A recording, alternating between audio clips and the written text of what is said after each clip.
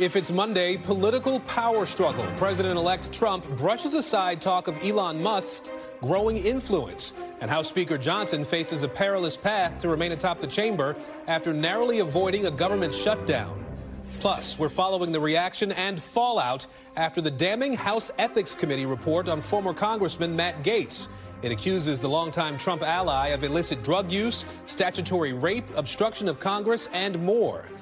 And Luigi Manion pleads not guilty to 11 criminal charges in New York, including murder and terrorism, as he appears in district court for the first time since being charged in the killing of the CEO of United Healthcare.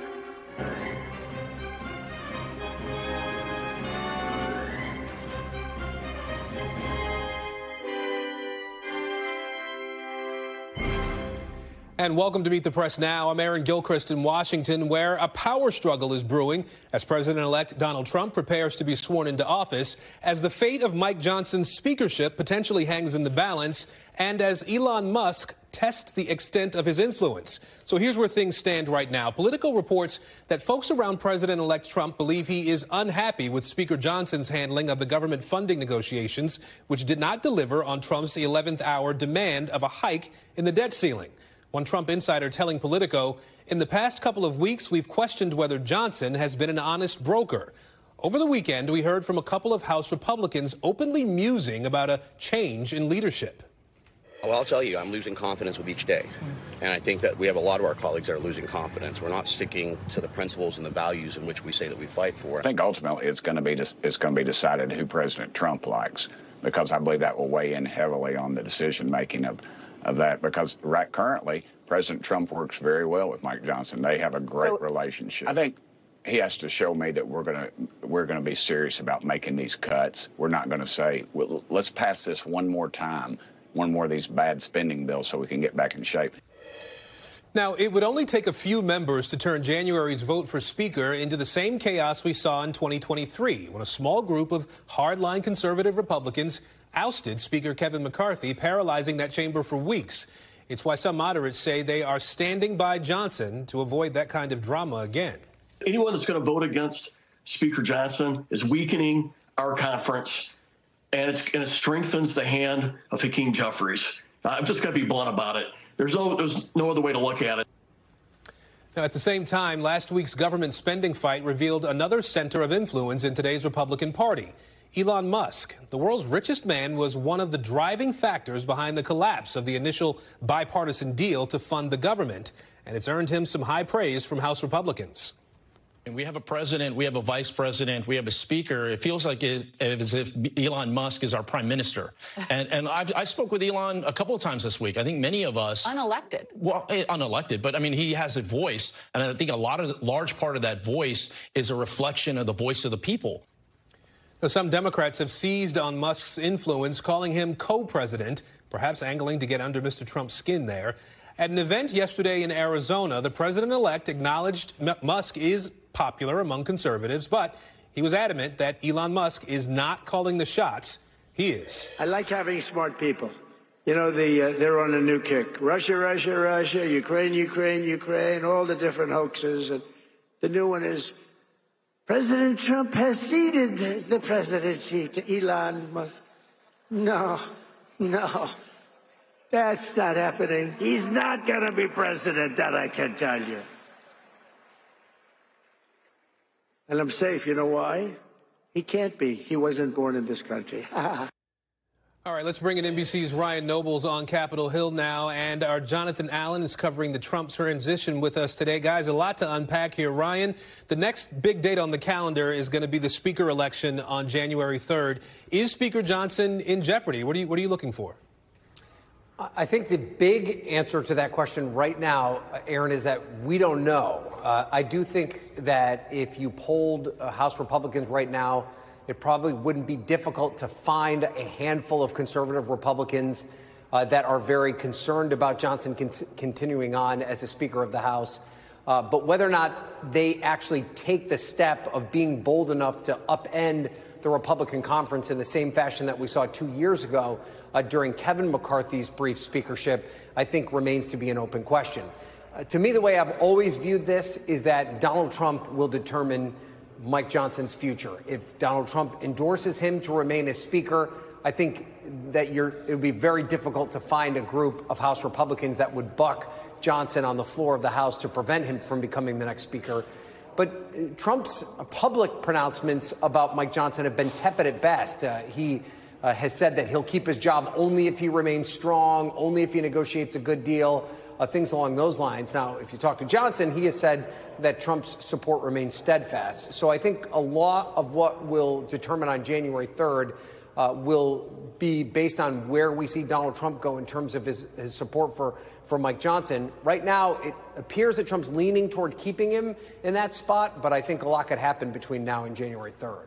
So I have to throw out the if-then question here, Ryan. If not him, Johnson, then who, right? I mean, is that idea sort of working in Johnson's favor right now?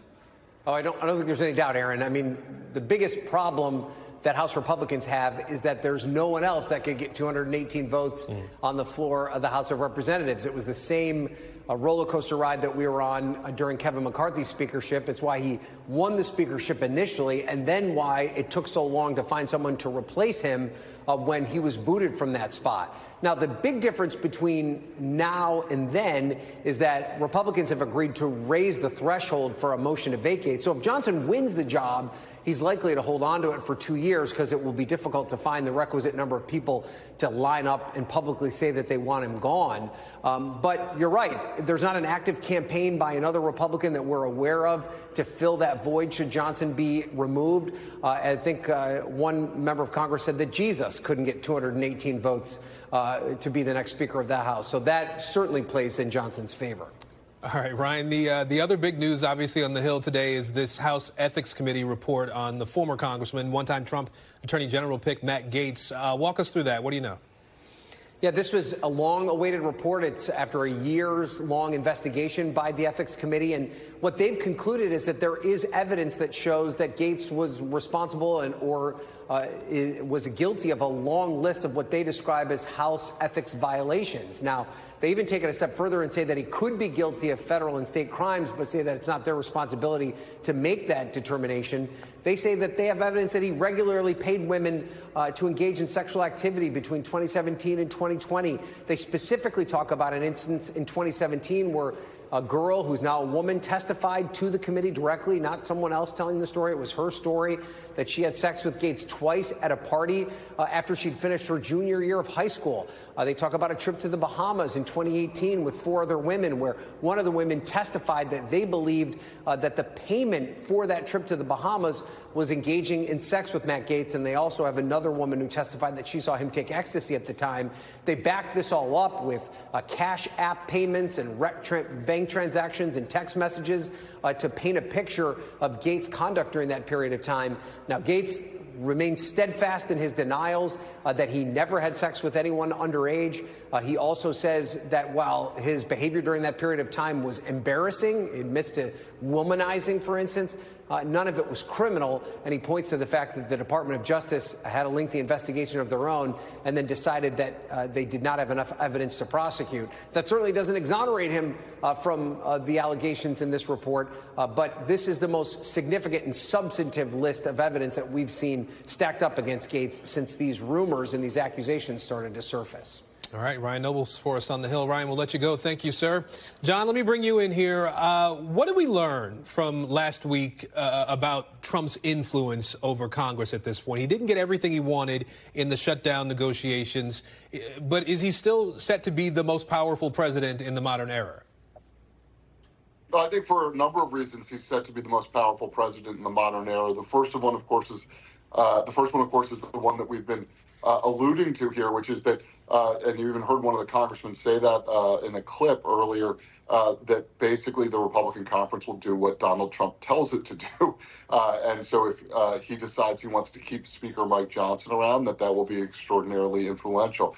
We've seen some level of pushback. The Senate, of course, Senate Republicans sent a strong message to President-elect Trump that they weren't going to accept Matt Gaetz as the Attorney General. The same Matt Gaetz he picked to be Attorney General is the one who the Ethics Committee concluded was doing drugs and partying and having sex with at least one underage girl. So you can see, I guess, where the line the Senate Republicans have drawn is on the extent to which they will be show fealty to Donald Trump. But the other reason he's going to be the most powerful president in modern times is something that actually happened earlier this year, which is the Supreme Court decided that a president of the United States cannot be held criminally liable for anything he does in connection with his official acts. And even more broadly, with unofficial acts, there's, seems to be some latitude there. So basically, the president can move along and do whatever he wants and not worry about any sort of accountability, so long as he has, at least 1/3 of the Senate or half the House on his side. And as we know, the Republicans are a majority in the House. As we know, they are ready to fall in line with him. And in the Senate, Republicans are also a majority. So, Donald Trump can do whatever the heck he wants without much accountability. Yeah, we only have a couple of days here till Christmas, John, but the president-elect yesterday talked about a couple of things on his sort of global wish list, if you will, that are not for sale. I want to play a little bit of what he had to say in Arizona. Listen. The Panama Canal. Has anyone ever heard of the Panama Canal? Huh? Because we're being ripped off at the Panama Canal like we're being ripped off everywhere else. You got to treat us fairly, and they haven't treated us fairly. If the principles, both moral and legal, of this magnanimous gesture of giving are not followed, then we will demand that the Panama Canal be returned to the United States of America in full, quickly, and without question. I'm not going to stand for it. So to the officials of Panama, please be guided accordingly. So you have the Panama issue. He also said he wants to acquire Greenland from Denmark. What can you tell us about these desires, and why now? Why bring these things up now? Well, look, if Denmark thought that Greenland was a place that they wanted to give up, they would sell it to Donald Trump. If Panama thought that the canal zone was a good place to give up, then they would be happy to sell it to Trump. And by the way, I think the fact that neither of those countries want to do that is, some evidence that there's some value, certainly to the Panama Canal in terms of commerce. And with regard to Greenland, it's one of the largest pieces of property in the world. So on the one hand, Trump is playing a board game with the globe, basically. Not that the globe is flat. I want to be clear about that. But when I say a board game, but on another level, these are obviously properties that anybody would want, it's not going to happen. Neither of those things is going to happen. Yeah. All right. Jonathan Allen, we appreciate it. Good to see you, John. Thanks. Joining me now for some analysis is former North Dakota Democratic Senator Heidi Heitkamp. She is also a CNBC contributor. And former Pennsylvania Republican Congressman Charlie Dent. He is also senior advisor at Our Republican Legacy. Thank you both for being here today. Charlie, I'll start with you. I want to start with something we heard on Friday during the showdown, if you will, from one of your home state Republicans as well. Listen to this. Republicans need to get on board with President Trump. He is the commander-in-chief. He is the president. He is the decider-in-chief, and he's the CEO. Our role is really to be more of a supportive board of directors so we can implement what the American people voted for. And my colleagues need to appreciate that, or there's going to be trouble, then we won't be able to deliver, and we'll lose over time. Most importantly, the American people will. So, Charlie, what's your read? I mean, do you agree with that line of thinking? Just how powerful is Trump in Congress right now? Well, certainly the president is very powerful within the Republican conference in the House. There's no disputing that. But I would just simply say that I think the role of Congress is to work with the president, not for a president. We're separate. Congress is a separate branch of government. It has serious oversight responsibilities. Its job is not necessarily to obstruct, but to work with and to provide a check on the executive branch when necessary. But with respect to the recent events, I mean, I thought it was pretty bad that Elon Musk and President-elect Trump essentially kneecapped the Speaker of the House. They negotiated a bipartisan agreement, then they kneecapped him. I mean, who's getting on board with whom here? The Speaker negotiated a deal, and they took his legs out from under him. So, this kind of cuts both ways as far as I'm concerned. Well, Heidi, let me bring you in here. Is Trump more powerful in this term because there is such a tight margin in the House? You were in Congress when Barack Obama had a huge cushion there, and he wasn't as powerful. What do you think? Well, number one, I think Democrats were much more willing to say, I don't agree with you. Certainly I was. But, you know, I think it's interesting because one thing we're forgetting is Donald Trump asked for a vote from the members of the House caucus and 35 said no.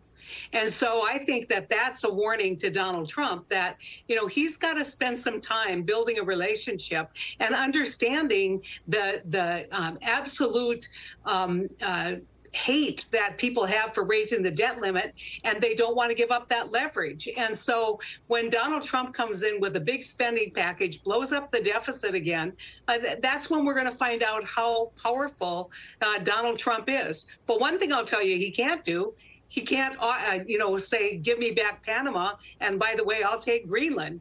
I mean, but these are all diversionary tactics, and I think that the president-elect is somebody who understands how to play people's attention spans. And so right now, in spite of what everybody has said on this show already, I think 35 votes against him in the first test of whether people will march, and he lost that march. And so who knows? Well, Charlie, I want to go back to the Elon Musk of it all for a second here, if we can, and the influence that he seemed to have in last week's events. Your former colleague, Andy Barr, told the Associated Press this. We'll put it up on the screen. He said, my phone was ringing off the hook. The people who elected us are listening to Elon Musk. We heard Senator Bill Hagerty say something similar. Elon tweeted and citizens called their congressman, he said. So what's your take on his impact on the way we do business in Washington, the way democracy functions here?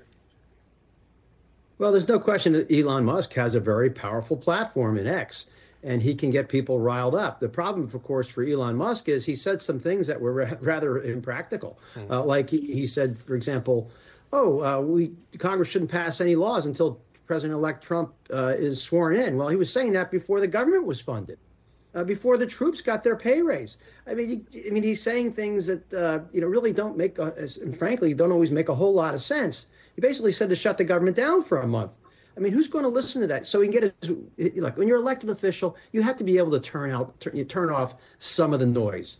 So when you hear some of that nonsense, you just have to turn it off. People will forget this stuff in a few days. And Heidi was right. 30-some Republicans voted against Donald Trump last week. But those 30-some votes will likely never vote for a continuing resolution or a debt ceiling, regardless. They just happen to be on the same side as Trump on a given day. But the point is, those folks are mostly strong allies of Donald Trump who happen to vote against him that day. But they're never going to vote for these debt ceilings or CRs. Well, Heidi, I'm curious about how Democrats should be looking at this, right? We have the richest man on earth who has no elected position, who appears to be sort of agenda setting and getting his way with Republican lawmakers. Is this something that should be easy for Democrats to take out there and put in front of the American people, potentially to take on the campaign trail in the next cycle? Well, I might be a total minority on this, but I think you ignore Elon Musk. He doesn't have any power. Yes, he can get people to tweet in, good on him. But I'm telling you that the biggest mistake that was made in the first term by Democrats when you're dealing with Donald Trump is he let you turn your attention to something that didn't matter. And Elon Musk is in that category. I'm curious to see what he comes with on Doge. Let me tell you, he didn't understand the CR. He tweeted inaccurate information about the CR. And guess what? He doesn't really understand the federal budget and where those sacred cows are that Republicans support. Remember this, the CR that they did pass was a big spending CR because it added $100 million of hurricane relief that went to mainly red states and, billions of dollars of aid to farmers, which went to red parts of this country. And so Elon Musk saying, get rid of the bloat. This was Republican bloat in that bill. Well, Charlie, before we let you guys go, I do want to ask you about this ethics committee report that we just outlined on former Congressman Matt Gaetz. You are a former ethics committee chairman. What's your take on what we learned today? Well, what we learned today is that Matt Gaetz has a real problem. He resigned from Congress in order to prevent the release of that report. Well, he failed in that regard. But this report was obviously very damning. There are all sorts of allegations of him having sex with a minor, paying for that sex, illegal drug use, There's nothing good that came out of this. What was even more striking to me was the fact that the Department of Justice didn't seem to be very cooperative with the Ethics Committee in their investigation. Matt Gaetz also said in this report that he wasn't given a chance to respond. He actually was. He was allowed to. He's called the respondent. He was supposed to come in voluntarily. He refused to. They subpoenaed him. He defied the subpoena. So he had a chance to respond, and he didn't. And so I think at the end of the day, if Matt Gaetz decides that he wants to be sworn in once again, he suggested he might come back. If he were to get sworn in, I suspect there might be an immediate motion to expel him. The report did not lay out any particular sanction against Gaetz. Had he been a sitting member, they would have, which could have included expulsion, censure, or reprimand. But this is a very serious charge. Also, it appears that there may have been violations of Florida state law. So the question is, did the committee refer this report to the Florida Attorney General for potential review? I don't know, but those are all sorts of issues. So I think this is really very damaging for Matt Gaetz, not the Christmas present he wanted. 'Twas the night before Christmas. We'll have to wait. This report is going to be on the reading stands of these members of Congress before Christmas now. Well, Heidi, obviously, Charlie talked about the idea of potentially coming back to Congress. Matt Gaetz seemed to float the idea of other state offices in Florida. Is there something here for Democrats that they can hold up if he were to run for office again and get to matter to voters? Yeah, I'll tell you, he got done in by Republicans. Remember when they said we're not going to release the report, and then all of a sudden it got reversed? There's many people because of all of the shenanigans over a long period of time that he pulled with McCarthy and with Johnson. He didn't have a lot of friends in the Republican conference. And so I think that this is payback. And I think they're saying you don't belong as an elected official with an R behind your name. And we're going to release the report. I don't see how he recovers from this, but we live in really interesting times. So who can tell? Who can tell if you can still get elected after an ethics report becomes public that says all these horrific, exposes all this horrific behavior? All right, that is where we will leave it. Heidi Heitkamp, Charlie Dent, thank you both. Thank you. We turn now to news from the White House, where President Biden has announced today that he has commuted the death row sentences of more than 36 federal inmates. The sentences of 37 inmates will be reclassified to life without the possibility of parole. President Biden's decision leaves just 3 individuals on federal death row now. They are the Tree of Life synagogue shooter who killed 11 people in 2018, the shooter who killed 9 people at the historically black church in South Carolina, and one of the Boston Marathon bombers. Now, in a statement, President Biden, who has long advocated against the use of the death penalty, said, quote, "These commutations are consistent with the moratorium my administration has imposed on federal executions in cases other than terrorism and hate-motivated mass murder. Make no mistake, I condemn these murderers." Now, this move comes in the final weeks of the Biden administration, with President-elect Trump set to take power in less than a month now after vowing to seek the death penalty for drug dealers and some migrants on the campaign trail. A spokesperson for the Trump transition called President Biden's decision, quote, abhorrent, and added that Trump stands for the rule of law. Well, stay with us. Still to come, Luigi Manion appears before a judge in New York today and pleads not guilty to the first-degree murder of United Healthcare CEO Brian Thompson. I'll talk to a lawyer about where this case goes from here. Plus, what you need to know about the bird flu outbreak as the number of human cases rises to 64, putting some public health experts on high alert. You're watching Meet the Press now.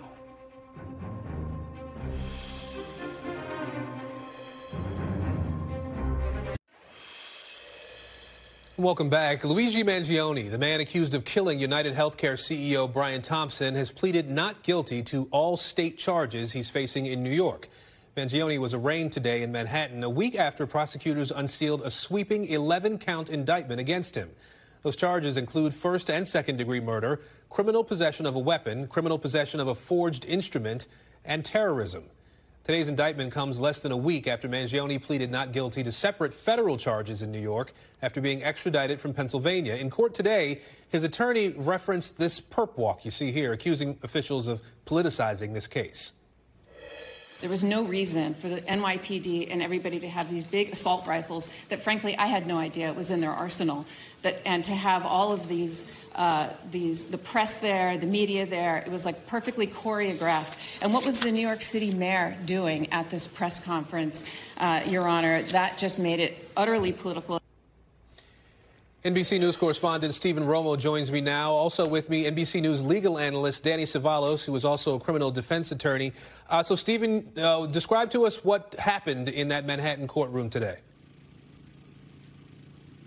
Yeah, Aaron, in addition to that not guilty plea from Mangione, we heard quite a bit from his attorney, Karen Friedman Agnifilo, about the publicity of this case. That perp walk we saw a bit of, in particular, saying her client is being made to be a spectacle and being used as political fodder. Agnifilo is saying this could potentially influence the jury. She went on to say Mangione is not a symbol and he deserves a fair trial. Now, the judge saying he has little control over what happens outside the courtroom, but Agnifilo put the blame on all this on Mayor Eric Adams, saying that he should know how important the presumption of innocence is, referring to the mayor's own legal troubles. Well, Mayor Adams' office released a statement this afternoon saying he's just trying to support law enforcement and send a message that violence and vitriol have no place in the city. In that perp walk, when Mangione first arrived to New York City with all the officers surrounding him, heavily armed, Mayor Eric Adams was seen there as well. Perhaps what Mangione's attorney was referring to in that situation, Aaron. Well, Danny, let me turn to you here. As you watch the developments that we're seeing unfold as of late and where this case might go, if you were the attorney for Mangione here, what would be the basis for the defense here? Does he use an insanity defense? They have to consider it. But as the evidence keeps piling up, the avenues for the defense it narrows. You have less options.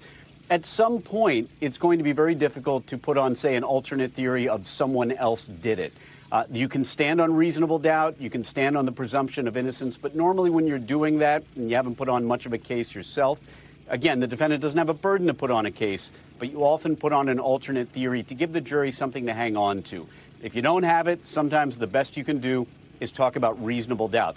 But insanity is an option, and very interesting in that the insanity defense has fallen out of favor since the 80s, when John Hinckley was acquitted, found not guilty by reason of mental illness or insanity, for attempting to assassinate Ronald Reagan. But even though it's fallen out of favor, even though the federal government has passed legislation back around the same time, tightening up the insanity defense, same thing in many states. Recently, high-profile insanity defense actually worked in New York in 2022, involving someone who drove into Times Square, killing one and injuring dozens. Rare instance of a successful insanity defense. And Danny, in this case, the idea of a plea deal, is that on the table, out of the question? I can't imagine it is, because sometimes the charges are so serious. Number one, either the government is not interested in offering a plea deal, or number two, if they did, it's not something that would be appetizing because the end result would be the same. Maybe they would take, on the federal side, the death penalty off the table, possibly. But in reality, no matter what, if you're facing mandatory life without parole, you're facing all of these charges, the incentive is to roll the dice and go for it. Because what interest do you possibly have in a plea if the plea is going to basically just take a tiny bit of the punishment off when you might have a shot at an acquittal? At least a defendant might think he has a shot, even if the odds are very much against it. Danny, we're almost out of time, but I do want to ask you about the attention here. Stephen talked about some of the publicity that it seems to be around this case, the perp walk that the Mangione attorney complained about here. Does that attention help or hurt this case going forward? Yeah, think about how clever this was. I wasn't in the courtroom. Stephen was, but if you're in the courtroom and you're the attorney on the arraignment is really just, we plead not guilty, here are some of your rights, everyone's moving on very quickly. So there probably wasn't really a need to bring up the perp walk issue, although I agree with the attorney, the defense attorney, for bringing it up, because it's a very good way of getting the message out there. And sure enough, we're talking about it, even though procedurally it's not something that the judge really would have been empowered to even do anything about. And I believe the judge even said something to the effect of, well, I don't have much control over what the NYPD does with its perp walks. And the reality is the judge doesn't. But it was a good job at getting the message out there. You got to do some counter messaging if you're on the defense team here, because there's a lot of bad PR, obviously, for your client. So you want to try to get out ahead of it. And I feel like the defense counsel did today. All right. Danny Cevallos, Stephen Romo, good to see you guys. Thank you both. Well, after the break, meet the oil executive tapped by President-elect Trump to take on U.S. energy policy. The next installment of our Meet the Cabinet series coming your way next. You're watching Meet the Press now.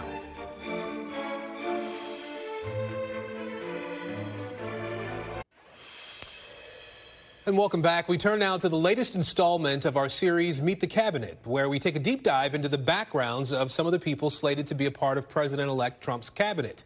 People who will be highly influential in the policymaking of the next administration. NBC News campaign embed Alex Tabet has more on an important cabinet position that doesn't get a lot of attention. President-elect Donald Trump put forward an aggressive energy agenda during his campaign. And we will frack, frack, frack, and drill, baby, drill. We're going to drill, baby, drill, and frack, frack, frack. And to help get the job done, he's picked oil and gas executive Chris Wright to be his Secretary of Energy. There's no dirty energy. There's no clean energy. There's no good stuff. There's no bad stuff. Everything has trade-offs. Born and raised in Colorado, Wright studied mechanical engineering at MIT and did graduate work in electrical engineering at both UC Berkeley and MIT. Then he dove into entrepreneurship, co-founding one of the first shale gas production companies, and now he's the chairman and CEO of Liberty Energy, an oil and gas services company with one of the largest fracking operations in North America. Fracking's allowed U.S. oil and gas production to soar, but environmentalists worry about the long-term effects. Wright is so confident that it's safe, he once drank fracking liquid to prove it. Cheers. Cheers. If confirmed, Wright is expected to lean on his fracking expertise and push to deregulate the industry. He's also expected to push for new nuclear power plants. Nuclear has a great future if we could regulatorily issue a permit. We haven't issued a new permit for a nuclear plant in 50 years. Wright has questioned the threat of global warming. There is no climate crisis, and we're not in the midst of an energy transition either. And he's an outspoken critic of government efforts to fight climate change. These policies have driven up energy prices, destabilized electrical grids, and displaced high-paying, energy-intensive jobs to other countries and states without these perverse energy policies. While the Biden administration relied on newer forms of energy like wind and solar, the second Trump term under Wright's stewardship could see fossil fuels and nuclear energy at the forefront. I don't care where energy comes from, as long as it's affordable, reliable, secure, and betters human lives. That's what I'm about. Overseeing energy policy and research isn't the only duty of the Secretary of Energy. If confirmed, Wright will also be in charge of managing the country's nuclear arsenal. Our thanks to Alex Tabet for his report there. And up next, looking back on a year of war, crises, suffering, and uncertainty in the Middle East. I'll talk to a humanitarian aid worker who was recently on the ground in Lebanon about the challenges still ahead for the region. You're watching Meet the Press now.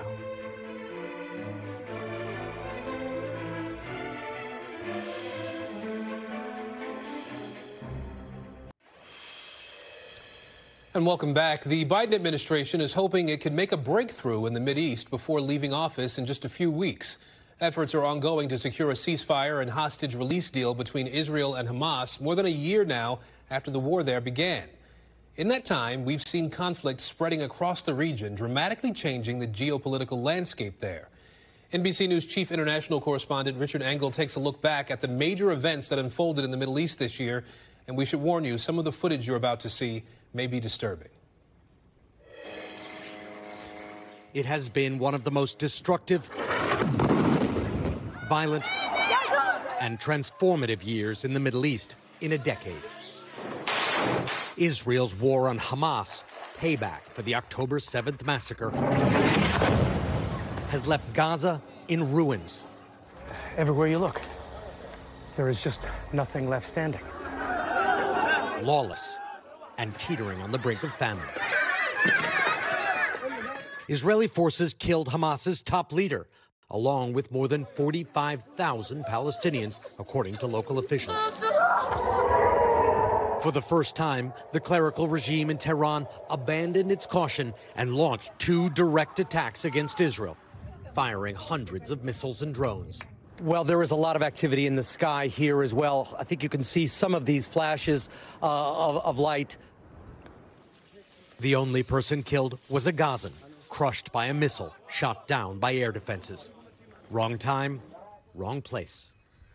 Israel responded with restraint so far, with complex long-range air attacks that targeted Iranian defenses. It was a clear message that Israel can launch a devastating air campaign at will. Lebanon felt that firsthand as well when Israel launched a war against Hezbollah to stop the group from firing rockets into northern Israel. You get a sense of how powerful this blast must have been, just by how much debris there is. Israel shattered Hezbollah. Hezbollah blaming Israel for an unprecedented attack that involved blowing up its members' pagers. And assassinated its leader too, and his chosen successor. By early December, a shaky ceasefire was in place. The fighting across the Lebanese-Israeli border will end. Will end. This is designed to be a permanent cessation of hostilities. Weakening Hezbollah changed the balance of power across the region. In neighboring Syria, it created an opportunity for Islamist rebels who had been fighting against the government for a decade. Rebel forces marched into the capital of Damascus and overthrew the regime of dictator Bashar al-Assad, whose family had ruled the country with an iron fist for over half a century. Assad's government had been propped up by three seemingly reliable backers: Russia, Hezbollah, and Iran, but none of them would or could step in to save his government. The rebels saw an opportunity and took it. There is one word I'm hearing over and over again. It is Hurriya, Arabic freedom. And a lot of celebratory gunfire. Syrians were in a state of shock, delighted the dictator was gone, but not sure if they could trust the rebels' promises that they'd be more moderate. The map of the Middle East is being redrawn by the hour. Richard Engel, NBC News. Richard Engel reporting there. And after this past year of conflict, more than 175,000 people are displaced across Lebanon right now. That country is also home to more than 1 million Syrian refugees, some of whom are now grappling with the uncertainty of returning home after the fall of the Assad regime. In both countries, families are being confronted with destroyed homes and devastated infrastructure. The International Rescue Committee is responding to the mounting humanitarian needs of displaced Lebanese and Syrian refugees.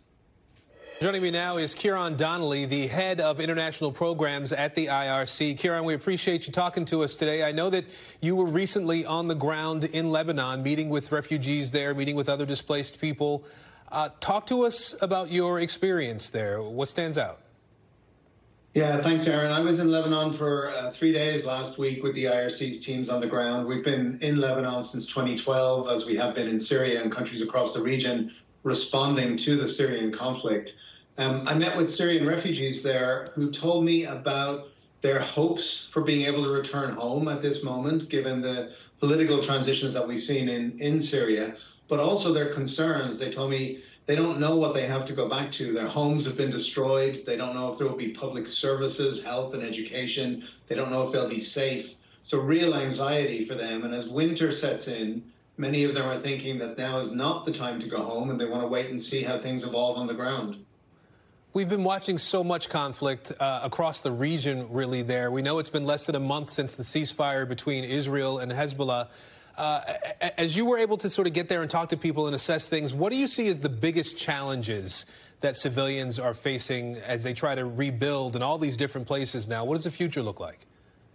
Yeah, Lebanon is a prime example of the poly crisis that's affecting many countries in the Middle East. You have 1.5 million Syrian refugees who are there for over a decade, but we've also had 1.5 million people displaced by the Israel-Hezbollah crisis.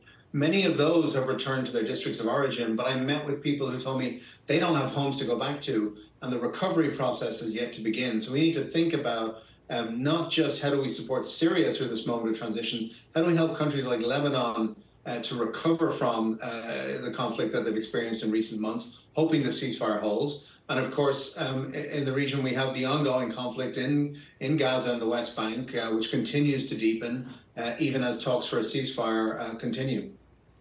You know, I wonder if we know that Lebanon has been hosting these Syrian refugees, as you were able to really get down and have one-on-one conversations with people, how are Syrians at this point grappling with the end of the Assad regime, and how do they feel about what is potentially going to come next?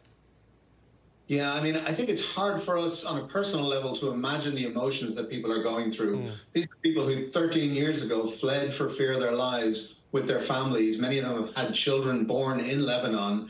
They live in very, very basic, very difficult conditions, often in these informal tented settlements. And so they're trying to process a sense of relief, a sense almost of joy at the transition, at the thought that they might be able to return home. But at the same time, they're really worried and concerned. There isn't yet a stable government in Syria. There's still conflict in parts of the country.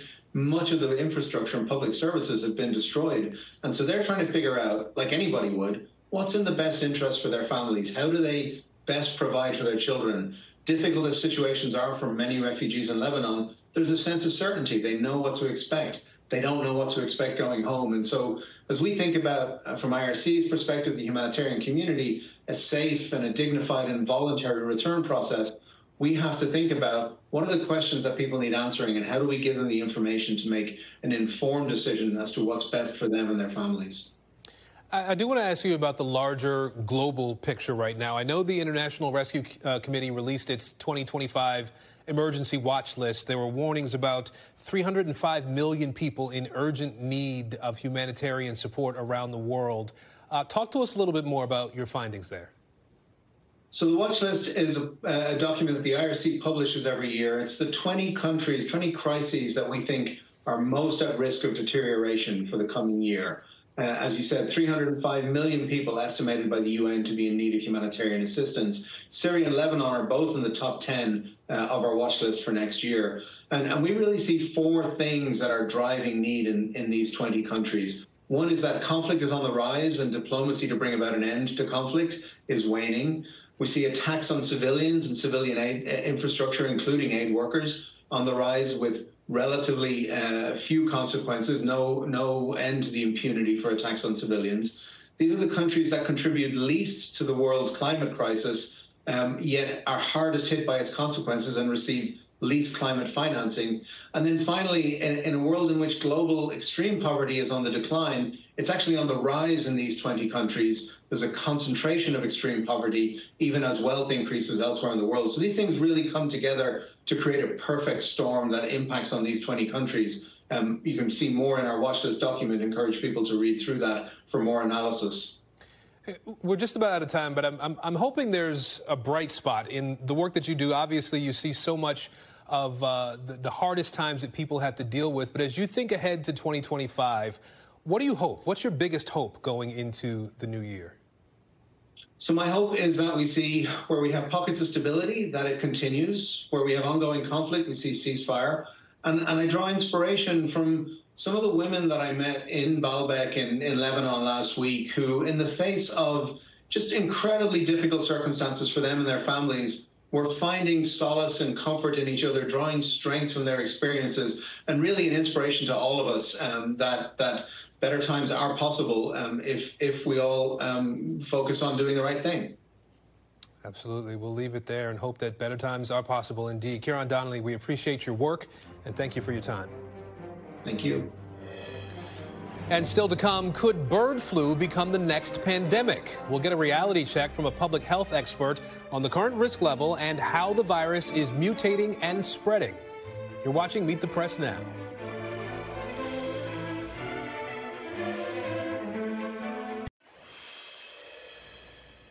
And welcome back. As bird flu continues to spread across the country, so do concerns about its potential health impact on the general population.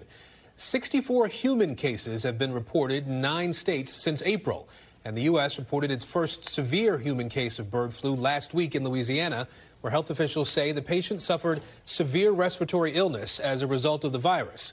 The CDC says the patient was likely exposed to the virus by sick or dead birds, and there are no known cases that were transmitted from one human to another. But The virus has affected more than 125 million poultry across all 50 states and 85 dairy herds in 16 states. That's according to the CDC. And experts say key warning signs about bird flu are all going in the wrong direction. I'm joined now by Megan Davis, an epidemiologist and associate professor at the Johns Hopkins Bloomberg School of Public Health. Dr. Davis, we appreciate you making some time for us today. How concerned are you? How concerned should we be about bird flu right now? That's a great question. This is a story that is both concerning and reassuring. The reassuring part is that, for the most part, many of the cases that we're seeing in the United States, we're now actually up to 65, are mild conjunctivitis, upper respiratory signs. The case of the person in Louisiana is actually a slightly different case than what we're seeing in most of the dairy and poultry workers that are linked to cows. The concerning part is that this is an influenza virus. It's already caused a lot of devastation in poultry, dairy cows, wild birds, and now even cats. And if it changes at all to the point where it can spread from person to person or more routinely cause severe disease in humans, then that's a big problem. Can you help us understand what changed here? I mean, we've talked about bird flu in years past. What makes this current strain so different, if it is dramatically different? So there's been a bit of a plot twist with the dairy cows because we haven't really seen influenza A very often in dairy cows, and we haven't seen influenza very much. This has typically been a problem that we think about in poultry. Obviously, it's avian influenza, but also something that we worry about in pigs, in part because the avian influenzas and the swine influenzas can get together with our seasonal influenzas and cause more dramatic changes very quickly. And this can lead to new strains that we as humans haven't seen before, and that could potentially be pretty problematic for us from a pandemic perspective. But dairy cows we hadn't really seen. And what we're observing is that it's actually the milk that is the most infectious thing coming out of the cows. Again, this is something that's unusual. And because we do have a lot of people who drink milk, that is an obvious cause for people to be concerned. The good news, again, on the reassuring part, is that pasteurization works and pasteurized milk is typically safe to drink. So I want to make sure I ask you two other things before we run out of time here. You mentioned cats, right? Obviously, we've heard about birds and cattle you just referenced here, but it does seem to be that pets are also susceptible to this virus? Yeah, many pet species are technically susceptible, including dogs, but cats get very severe disease, often neurologic and often fatal. And we've now had some of our first cases that have been linked to raw milk consumption in indoor house cats. So we'd already known that cats on farms were at high risk and had pretty high mortality rates. And so now we're seeing that our house cats are also among these. So the big news for people who have pets is to avoid feeding raw milk or raw meat products, including especially poultry products, to your pets. Now, we've talked about the fact that we haven't seen bird flu transmitted from human to human. Is that something you worry about? Is that something you think we could see that sort of transmission soon? So right now, the groups at risk are our workers and people who work with wild birds or who have other contact with infected animals. If we start to see human-to-human transmission, that could change dramatically. So this is the thing that those of us in public health are most concerned about, is that we will see demonstrated continued human-to-human transmission. And at this point, is there something that you would advise regular folks, the general population, all of us to be thinking about in terms of maybe behavioral changes or what we can do to protect ourselves? For the most part, if you avoid drinking raw milk and if you encounter a dead or sick bird or other mammal, there are mammals that can get it too, then you're at pretty low risk if you don't specifically work with dairy cows or poultry farms that could be affected. Very quickly, we know that in California there's a state of emergency because of bird flu in that state. What do you make of that? Do you think that's an overreaction? I don't think it's an overreaction. I think that declaring states of emergency is a really critical public health response, and it can help to open up resources that might be needed. What's important to recognize is that there are 650 herds in California that have been affected. It's a major problem within agriculture and requires a very coordinated response and one that's ongoing. So this will mobilize some resources for the state. All right, Dr. Megan Davis, an epidemiologist, doctor of veterinary medicine. We appreciate your time and your expertise today. Thank you so much. Thanks for having me. And we are back tomorrow with more Meet the Press Now. The news continues with Maggie Vespa in for Hallie Jackson right now. Thanks for watching. Stay updated about breaking news and top stories on the NBC News app or follow us on social media.